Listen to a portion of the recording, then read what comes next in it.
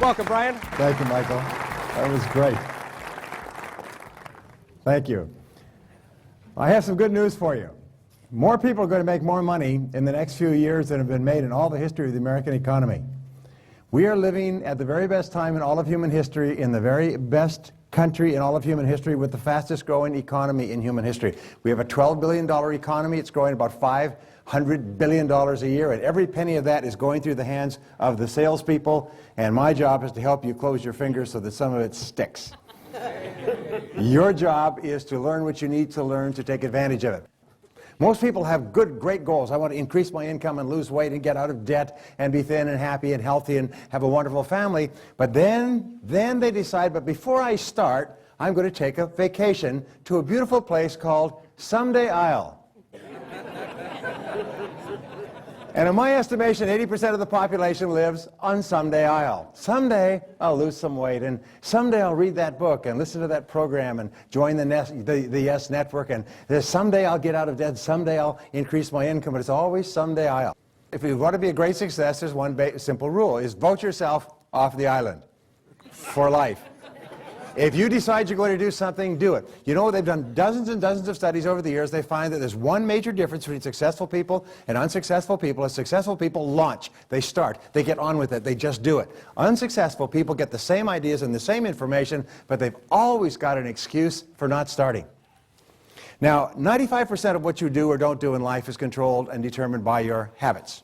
And so successful people have good habits, and unsuccessful people have bad habits. If you do something repeatedly over and over again, you develop a habit. Well, what we find is that you can develop a habit with regard to taking action. Successful people, they hear a good idea, they take action quickly. Pretty soon they develop the habit of hearing a good idea, taking action. Hearing a good idea, taking action. Almost like a Pavlovian response. That's a good idea, and they try it out. Now here's an important point. Nothing works the first time. When you try something new, it probably won't work. When you try something new several times, it probably won't work. And the turning point in my life came when I would hear good ideas, and I was so eager to be successful in selling. I would run out and try the ideas, and they wouldn't work. I'd try a way of getting an appointment or answering an objection or closing a sale. It wouldn't work. And my natural response, and I think just to be disappointed. And then I realized nothing works, at least the first few times. So I decided I would try a new idea 5 or 10 times before I passed judgment on it. I would not just try it once and quit like most people do, and that changed my whole life. It was a turning point in my life because I realized from then on, if you've got a good idea and you've got a good goal and you want to double your income and improve the quality of your life and you have to try new things in order to get new results, it's not going to work the first time. So say, well, that didn't work. Try something else and try something else and try something else. Now, if you try, only 2 things can happen. What are they? Succeed or fail. If you succeed, you do more of it. If you fail, you learn from it, get smarter, and try it again. So you cannot lose by taking action. You can only lose by not taking action. I think the great majority of people, surrounded by the greatest opportunities in the best country in the history of man on earth, who don't succeed are people who are on the island. You've always got a reason for not taking action. And if you delay taking action repeatedly over and over again, you develop the habit of never taking action. You develop the habit of procrastinating and holding back and so on. Now, I hired a consultant one day to come into my company. He charged me several $1,000s. He left me with a crummy t-shirt and this graph. And this graph actually explains success and failure in life, and it really is the basis for what we're going to talk about today. And the graph is pretty simple, and it really opened my eyes. So this is the graph of financial success and failure in life. And what you start off with is everybody starts off at 0, and this is the graph of income. So some people make 10,000, some people make 20 and 30 and 50 and 70, 80, 90, 100, 250, and so on. Here's the first thing that I learned, is where you are on the income graph is where you have decided to be. Each person has decided to earn what they are earning today as a result of the things that they have done or the things that they have failed to do. Sometimes it's the things that you have failed to do that are costing you the most today. You failed to take the course, listen to the program, read the book, try the new methods, attend the seminar, and so on. If people say, well, I didn't do anything. Yes, that's your problem, sir. You didn't do anything. That's why you're sitting there. So we are where we are and what we are because we have decided to be there. Now, this was a big shocker to me because all my young life, I thought all my problems were determined by other people. It was my parents and my bosses and the economy and the market and the competition and the prices and everything else. It was only when I realized it was me, oh Lord, standing in the need of prayer that I was able to take charge of my life. And I'll talk about this in a minute. Now, this is the graph of time. These are the years of your life. and this is the amount that you end up at the end of your life. This is becoming a major issue in America. 77 million baby boomers are approaching retirement right now, and about 40, 50, 60% of them do not have a pot to you-know-what in or a window to throw it out of. The great majority of Americans, the average American approaching retirement age has a net worth of $31,000, plus their pensions, which is why the pension issue is such a major issue today, because people have nothing else.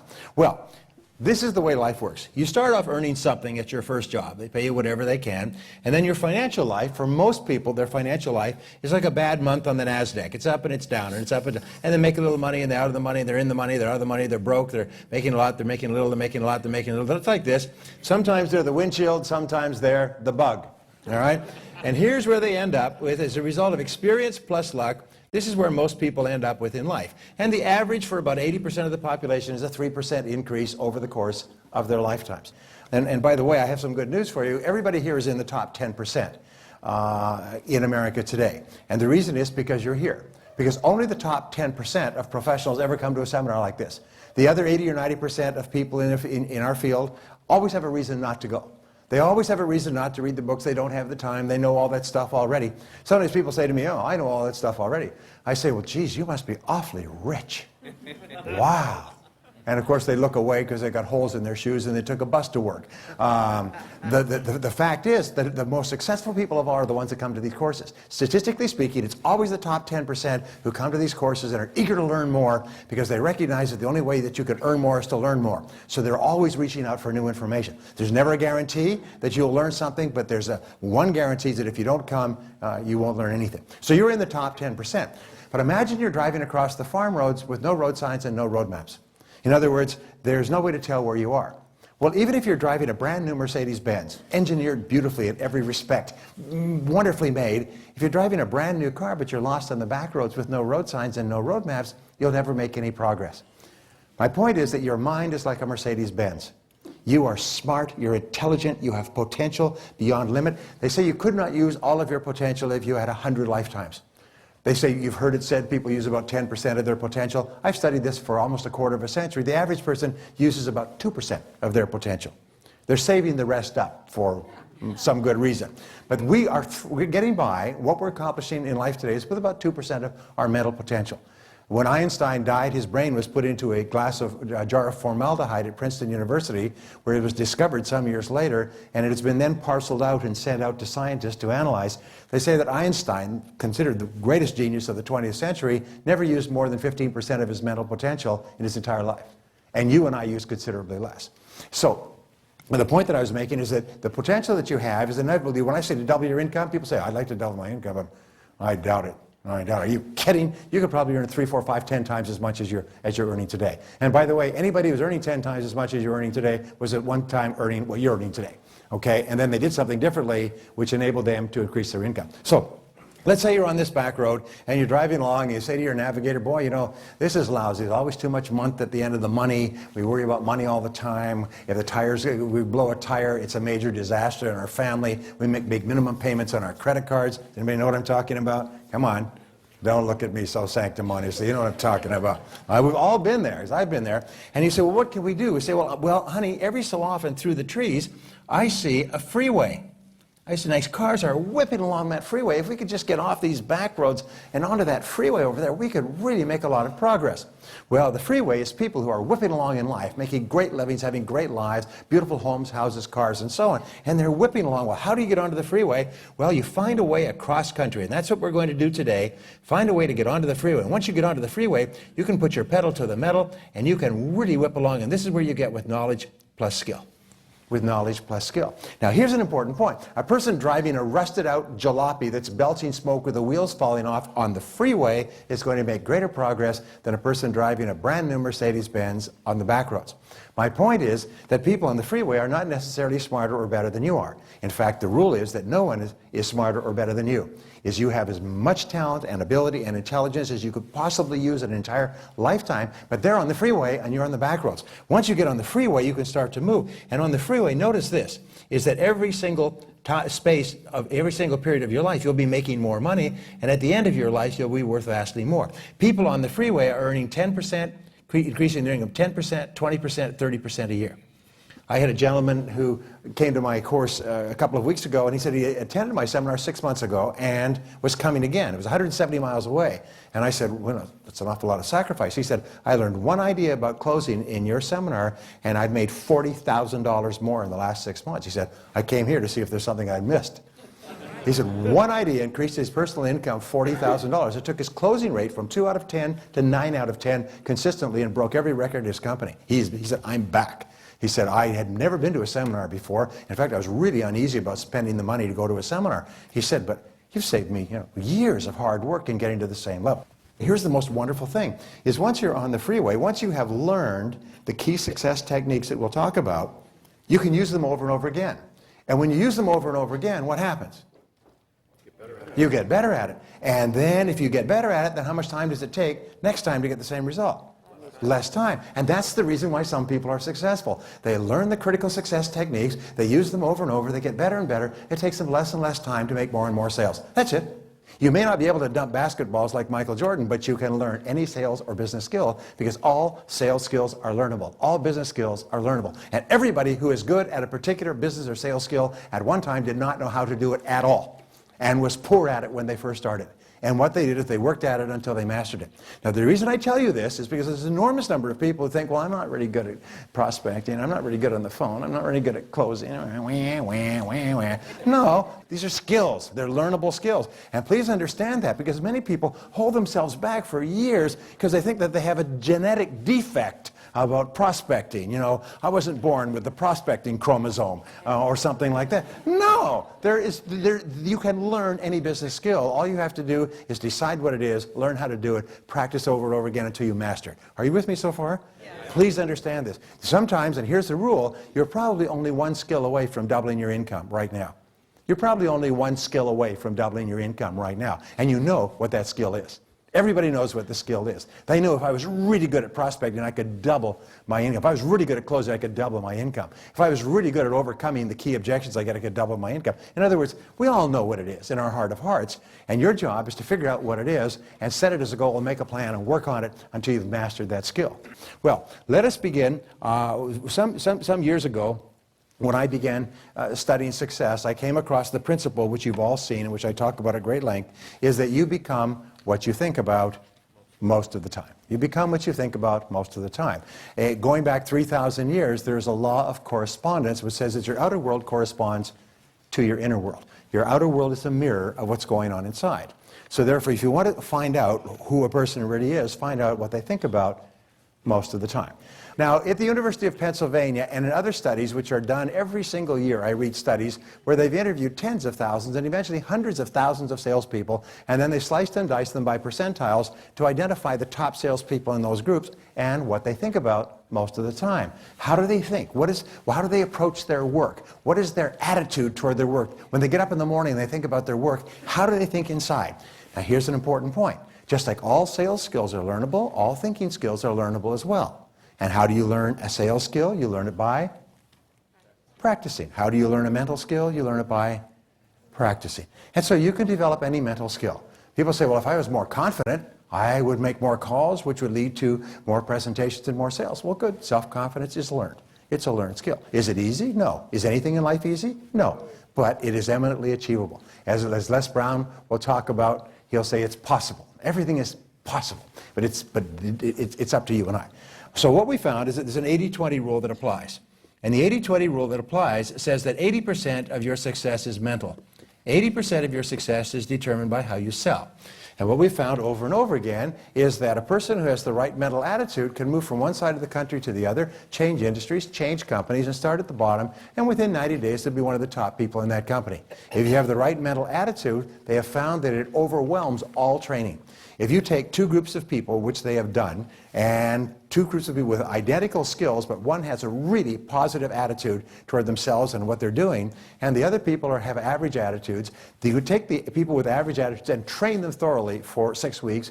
Take the people with great attitudes, don't train them at all. Put them into the field. Within 90 days, the people with the right attitudes will be running circles around the best trained people, because of some of the things we'll talk about in our first session. So what I find is that if you look in your workbook, we talk about the 7 characteristics of top salespeople. This is how the top salespeople think. This is the way they think, and they think about it every day. Just like you brush your teeth, you take a shower, you get dressed, you exercise. They just practice this every day until it becomes as automatic as breathing in and breathing out. Number one quality, top quality, is that top salespeople are ambitious. They want to be successful. They see selling as a way of achieving their goals. They're ambitious, they're driven, they're determined, they want things. They're hungry. And the very best word I've ever found in studying successful people is hungry. They're hungry, they want it. There's nothing worse than a person trying to succeed in a field surrounded by hungry people and they're not hungry. If you're really ambitious and they see themselves capable of being the best. They see themselves capable of being the best. And this is your goal.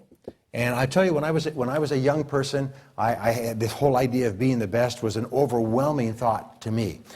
Because what I learned is that if you're going to be successful, you have to be in the top 10%.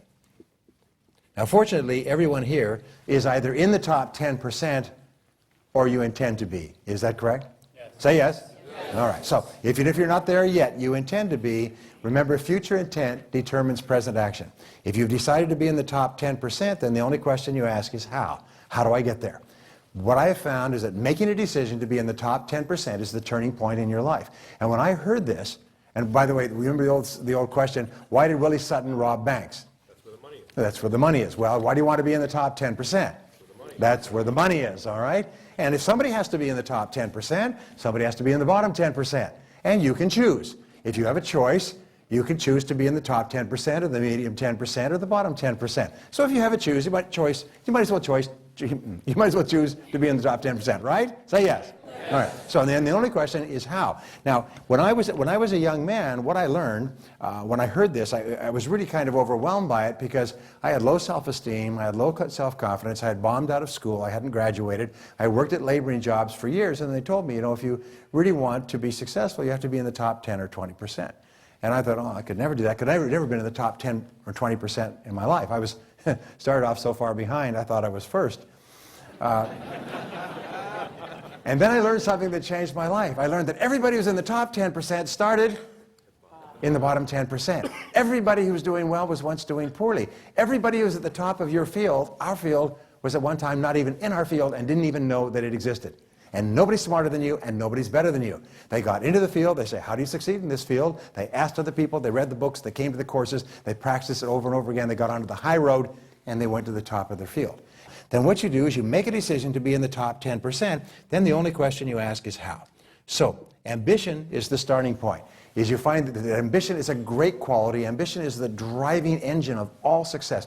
Be ambitious for your kids, ambitious for your family, ambitious for your health, ambitious for your career, which just means that you want to make it better and better and better, and you're willing to work for it. So the second quality of top salespeople is that they're courageous. They're courageous because we know that the number one obstacle to success is fear. Number one obstacle to success is fear. Fear triggers low self-confidence. Fear causes us to hold back. Fear causes us to sell ourselves short. Fear of failure, fear of loss, fear of criticism, fear of embarrassment. Fear is and always has been our biggest enemy. And what top salespeople have learned is the only way that you can succeed is to confront the fear. Do the thing you fear. The only way that you can overcome a fear is by doing the thing that you're afraid of. Now, what is the biggest fear that we have in selling? Biggest fear we have in selling is fear of rejection, fear of criticism, fear of call reluctance. If you had absolutely no fear of calling on people, you'd be a selling machine. And the more people you call on, the more people you would talk to. The more people you talk to, the better you get. The better you got, the more sales you'd make. The more eager you'd be, the more motivated you'd be to talk to even more people. You get onto an upward spiral. But it's fear of rejection. So when I was a young man, I learned two things. The first thing I learned is the only way to deal with the fears is to do the thing you fear, and the death of fear is certain. Confront the fear. What I learned, it was a very important insight, is that you do the thing and the courage comes afterwards. You do the thing and the courage comes afterwards. I used to sit and wait and wait and wait. When I have enough confidence, when I feel really good, when I've studied my materials long enough, when I have really got myself revved up, then I'll go out and make calls. But that's not the way it works. What you do is you get a minimum amount of information and make your first call.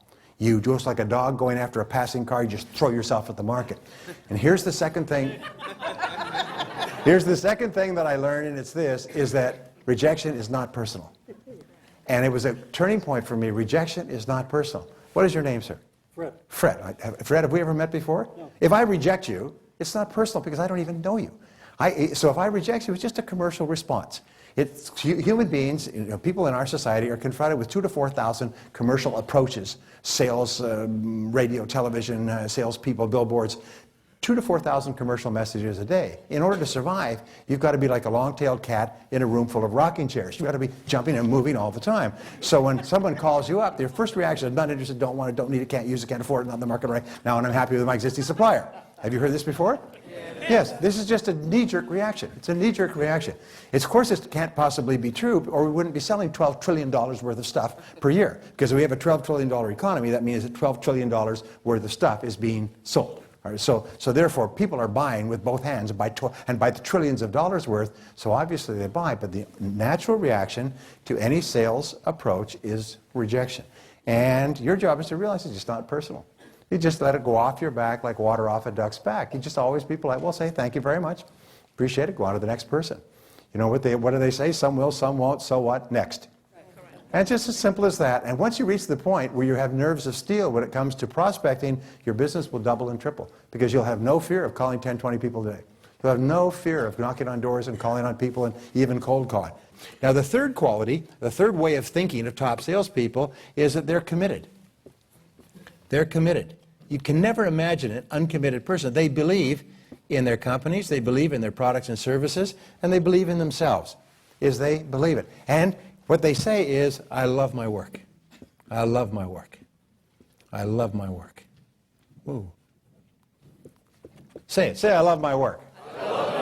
Now here, going back, and I jumped ahead, but going back, with regard to overcoming any fear, psychologists have found that the manifestation of fear are the words or the feeling, I can't, I can't, I can't, which paralyzes action. But you can cancel that out like throwing a switch by saying, I can do it, I can do it. I can do it. So whenever you think of prospect, you think of picking up the phone, and you think of knocking on the door, when you think of calling on someone, and that fear wells up inside of you, you can just push it all the way back down by saying, I can do it. I can do it. I can do it. I can do it. I can do it. I can do it. I love my work. I'm the best. I'm the best. I'm the best. I love my work. I can do it. I can do it. I can do it. Talk to yourself like this, because we found that 95% of your emotions are determined by how you talk to yourself throughout the day. It's called your inner dialogue. It's that stream of consciousness going on. How you talk to yourself determines how you feel. So therefore, talk to yourself the way you want to feel. People say, well, yeah, but what if you don't love your work and you're not the best and you don't think you can do it? Isn't that lying to yourself? No, that's telling the truth. It's telling the truth in advance. You talk to yourself the way you want to be.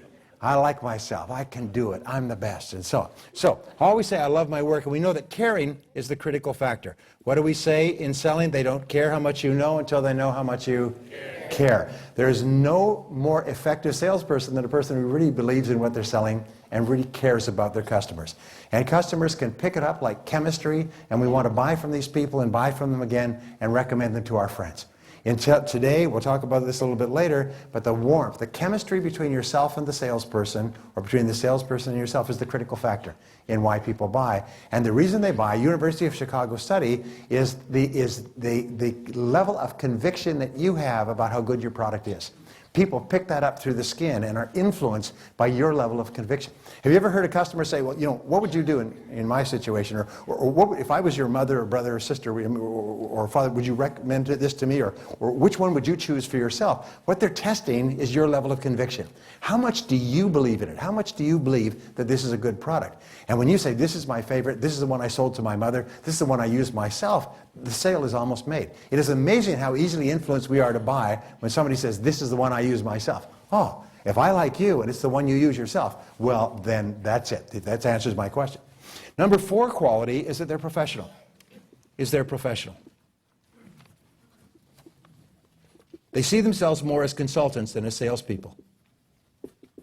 Now, this is something I learned when I was selling, moving from cold calling into appointments. Wow, real appointments, things like that. But I learned that there is a major difference, and they've interviewed tens of thousands of customers of the top 10% of salespeople in something like 32 industries, and they've asked them, when you think of this salesperson, yourself, what words come to mind? How would you describe them? And the words that are most commonly used to describe the top salespeople is, I view him or her as a friend, I view him or her as a consultant.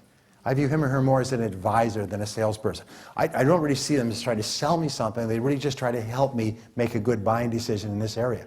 I rely on them for good advice. So your job is to position yourself in the customer's mind as a consultant. And when you think of the word consultant, what are the words that come to your mind? You say he or she is a consultant. What words come to your mind when you hear that he's a consultant? An advisor? An expert is usually the first word. Unbiased, yes, unbiased, objective, good listener, counselor, guide. In other words, a consultant is seen very differently. If you say, what do you think about when you hear the word salesperson? Okay, well, pushy, aggressive, trying to sell something, make money, and so on. Your job is to position yourself in the customer's mind as a consultant. Now, how do you position yourself as a consultant in your field? And whatever you're selling, you're a consultant because you're giving advice to help the person make a good buying decision. Is that true? Say yes. Yes. Okay, so you're a consultant. So by the way, I've worked with many companies who went home after this seminar, collected all their salespeople's business cards and threw them away and reprinted them as consultant. Sales consultant, not sales advisor or sales person, but just consultant or advisor. And their sales went up. The salespeople treated themselves differently. Hey, I'm a consultant now. I also think consultants are highly paid too, right? What do they call an unemployed professional? A consultant, right? Anyway, So here's what we found. Here's how you position yourself as a consultant. Are you ready? The next time you're with a customer, you say, Mr. Prospect, and I learned this, Mr. Prospect, I'm not really here to sell you anything today. Please relax. I see myself more as a consultant than as a salesperson. And what I want to do is I want to ask you some questions and see if we can't help you achieve your goals in a cost-effective way. But I'm not really here to sell you anything. I see myself more as a consultant. And I learned this many years ago. The hardest thing of becoming a consultant, the hardest is for you to call yourself a consultant the first time. And I learned, I said, how did you become a consultant? He said, I just took a deep breath and said I was one. And here's what we find, is people accept you at your own evaluation of yourself. If you say, I'm an honest person, people say, okay, you're an honest person. They're not going to say, yeah, show me your credentials. Where's your Boy Scout badges? I mean, they don't ask you that. If you evaluate yourself to a person, I'm very punctual. They say, okay. Who's going to say, yeah, where's your time card? No, we evaluate people based on their evaluation of themselves. And then if a person says, I'm a consultant, we then sit back and we just watch to see how they behave. And if they behave like a consultant by asking us questions and listening closely to our answers and giving us advice or guidance and so on, we say, oh, this person is genuinely a consultant because they're acting like a consultant. So people accept you at your evaluation of yourself. So from now on, tell people you're a consultant and then behave like a consultant and seek to give them good advice, to be a helper rather than to sell them something. Just relax, and we'll talk about how to do this in the next session. It's really important. This is what changed my life. When I went from salesperson to consultant, my income just went off the board. I never went back. It was so amazing. So number 5, quality is that they're prepared. They carefully review every detail before every sales call. We say that preparation is the mark of the professional. And I could talk a lot about this, but the top 10% of salespeople are the best prepared. So I have to ask you a question, though. What is the most important single word in selling that determines the level of sales, your success, how many you sell, how often you resell, the referrals you get, your level of income? What is the most important single word? Yes. Well, the most important single word is credibility. It's credibility. Your credibility is everything. You know, Shakespeare once said, he who steals my purse steals trash, but who steals my good name steals all. So your credibility, or your level of trust, your level of believability in the heart and mind of the prospect is the critical factor that determines whether they deal with you. Do they trust you? Do they feel comfortable with you? In America, American buyers have 2 major fears, as you do. Fear number 1, common, is the fear of being taken advantage of. Because why? Why do customers have this fear? Because they have been taken advantage of in the past and they're gun shy. All right? The second fear that people have